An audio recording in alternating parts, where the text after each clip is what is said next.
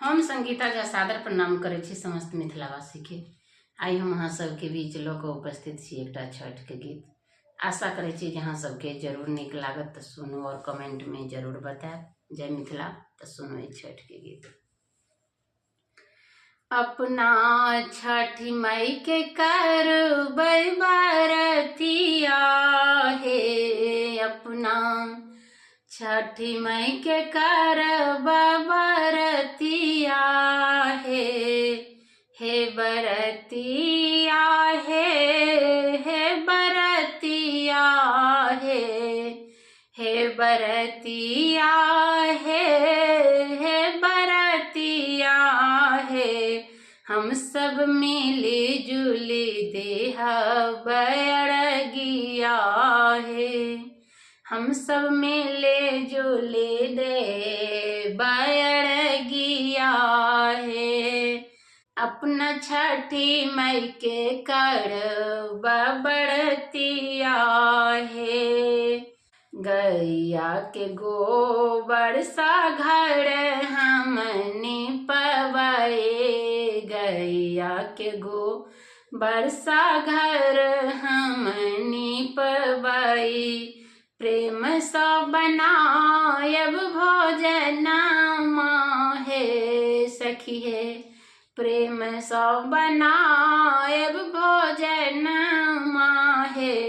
अपना छठी माई के करब बरतिया है, अपना छठी माई के करब बरतिया है। हम सब मिले जुले देब अरगिया है।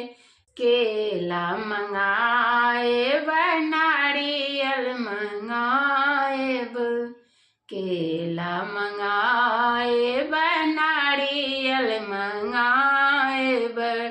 ठकुआ सदेब हम अरगिया हे सखिए, ठकुआ सदेब हम अरगिया है।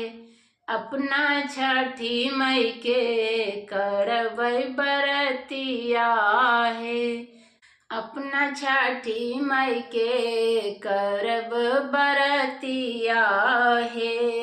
सब मिले जुले देब अरगिया है।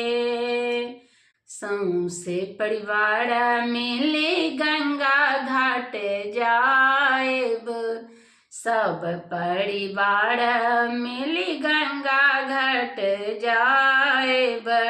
दीनानाथ के देब ने अरगिया हे सखिए, दीनानाथ के देब ने अरगिया है।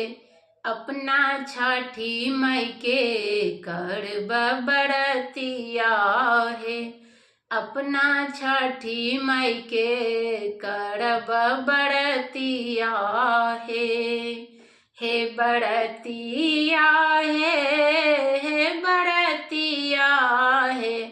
हम सब मिले जुले देब अरगिया है, हम सब मिले जुले देब अरगिया है।